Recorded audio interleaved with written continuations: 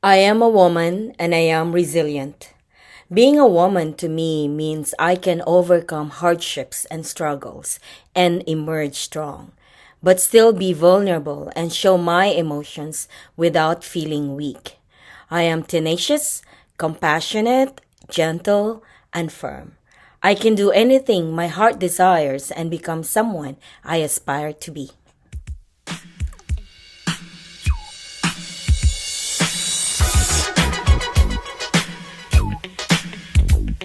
Welcome to the interventional platform IDHE Women's History Month Town Hall. Today we're going to go over what exactly does it mean to be a woman.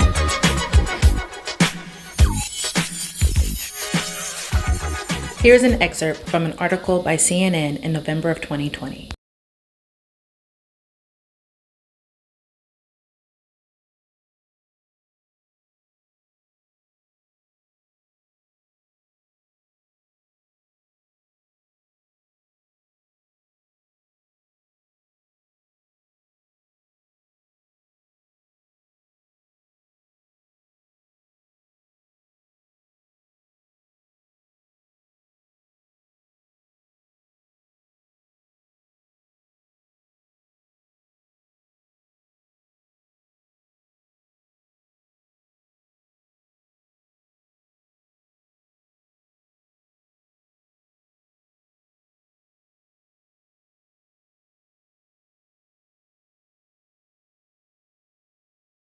Woman, an adult female human being, a female member of a workforce team, a female person associated with a particular place, activity, or occupation. Take a moment and ask yourself, what is my definition of woman?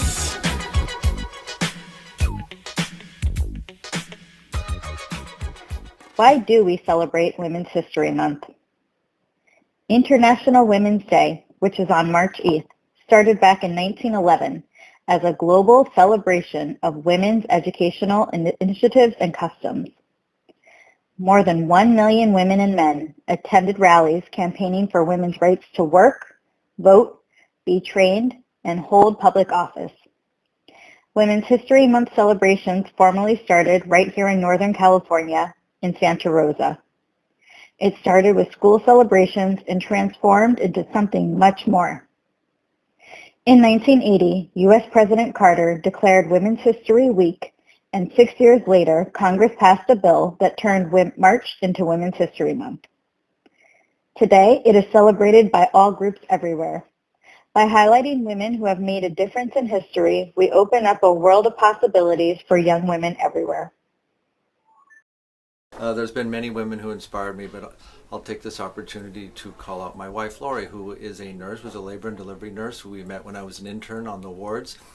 And it's been fascinating to watch her career evolve from a nurse on the cancer wards, on the OB wards, to raising our children, and our daughter went into healthcare.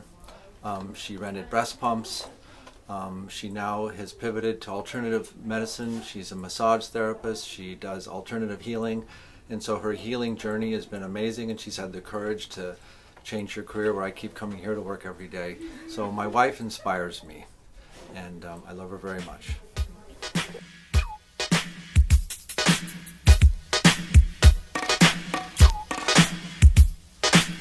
Broken glass everywhere. People pissing on the stage, you know they just don't care. I can't take the smell, can't take the noise. Got no money to move out, I guess I got no choice. Rats in the front room, roaches in the back, junkies in the alley with the baseball bat. I tried to get away, but I couldn't get far, cause a man with a tow truck repossessed my car.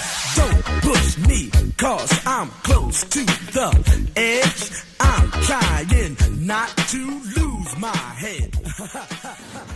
I'm a woman and I'm awesome. I am a woman and I deserve equal rights, equal pay, and a seat at the table. Many skeptics contend that the gender wage gap is not real. However, this information shown here proves otherwise. This data was gathered by the U.S. Census Bureau from 1960 to 2018. The first chart shows the female to male earnings ratio is 81.6%. The second chart, based on full-time year-round workers 15 and older, shows the median earnings of women annually at about $45,000, which is less than the median earnings for men at just a little over $55,000 per year. As recently as 2018, for every dollar earned by males, females earned 82 cents. This slide shows the median income for female full-time workers by occupations. In 2017, the median salary for a working woman was $41,512 annually. Hello, my name is Kubra and I'm one of the technicians working here at pre-anesthesia department. And the question that I will be answering today is, how did you manage during the pandemic? I think the most helpful thing that helped me to manage during the pandemic is a family sport and also the department and co-workers sport. Without my co-workers, I don't think I would have been able to get through this pandemic. We all have been very supportive of each other, making sure that everything works for every single person working in the department. So I think without them and without my family support, I wouldn't have been here. So thank you. The COVID-19 pandemic has devastated many communities and populations. Women, in particular, have been impacted with difficult decisions over balancing work and life. The pandemic economic effects on women has been called the she-cession. In December of last year, women accounted for 90% of jobs lost in the U.S. Single mother households make up for approximately 21% of U.S. families, and limited childcare options due to the pandemic have impacted over 70 million children. This shift has forced many women to consider stepping away from the workforce or downshifting their careers. In this particular study, it could mean that up to 2 million women would exit the U.S. workforce. The most at-risk working women include women in senior roles, working mothers, and women of color. To counteract this economic catastrophe, sponsorship opportunities and retention of female talent is important. Hi, my name is Lorelai Evangelista. I am an RN working in the operating room. I've been here at Stanford for more than 12 years. So how did I manage during the pandemic? Actually, during the pandemic, it has made me do some soul searching. And it made me realize how easy, or how the world can change in one bit. But it made me also realize how there could be silver linings in the midst of chaos. And one thing for me is like how to better take care of myself. During the pandemic, actually, I started being healthy, starting to eat healthier foods and getting more exercises. It also helped me to foster positive relationships with friends and stuff in the way of social media, or even realizing how to get close to my friends or family even without physically touching them.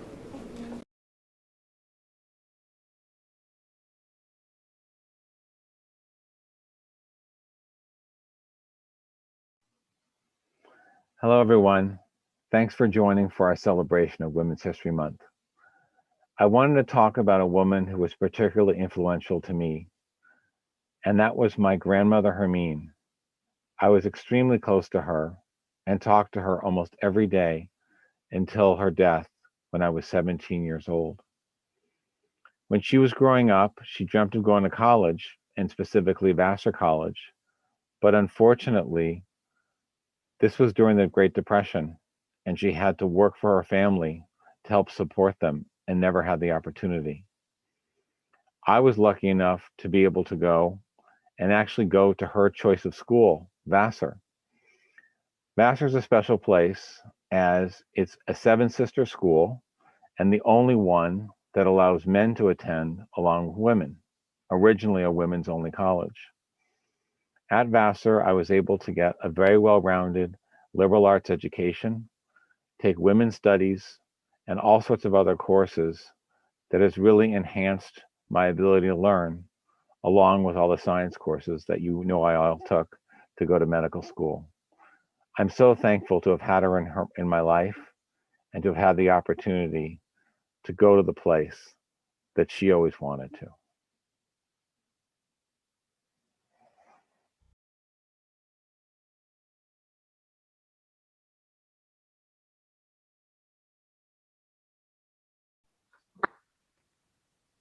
I am a woman and I am fearless.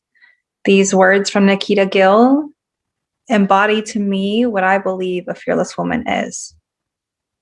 I think your bones were made in an elsewhere place. How else does one explain this inconceivable strength that makes you? The way you look into danger's mouth and see no cemetery or death. Instead, carve your name into its teeth with a switchblade, defeat it so effortlessly, and throw your head back and laugh. Paradox girl, mighty woman, you are the thing that terrifies them. Both monster and maiden, both cure and poison, all of these things, and at the same time human. Defined by no man, you are your own story, blazing through the world, turning history into her story. And when they dare to tell you about all the things you cannot be, you smile and tell them, I am both war and woman, and you cannot stop me.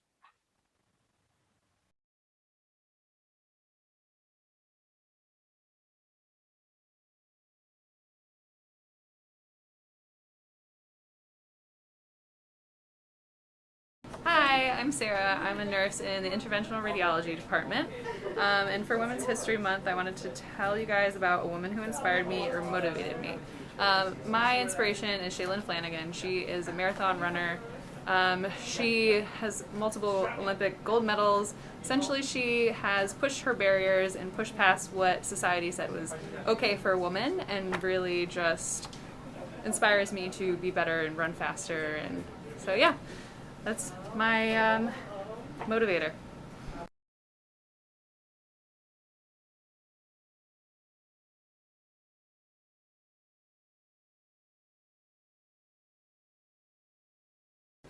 Hello, my name is Mark Flores. I am the Assistant Patient Care Manager of General Surgery and in the Interventional Platform.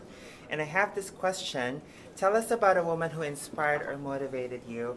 I think the woman who inspired me is Maya Angelou.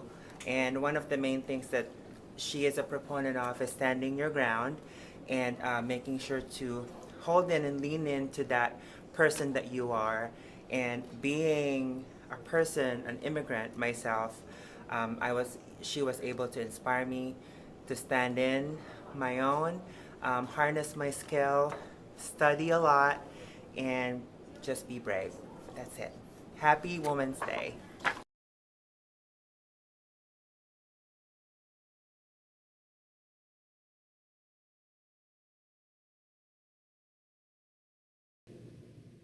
As an African American woman in cardiothoracic surgery, I'm a member of an even smaller group of people within my chosen field.